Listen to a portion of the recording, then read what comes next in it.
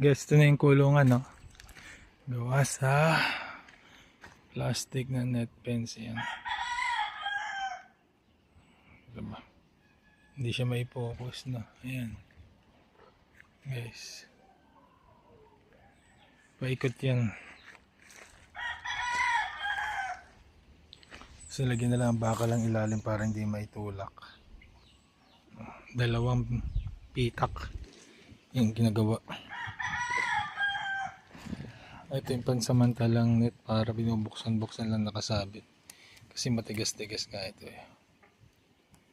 Yan, sabit lang, bukas na siya dyan. Improvise. Magawa na lang ng bahay sa loob. Ito yung isa. Tsaka ayos siya guys, mataas.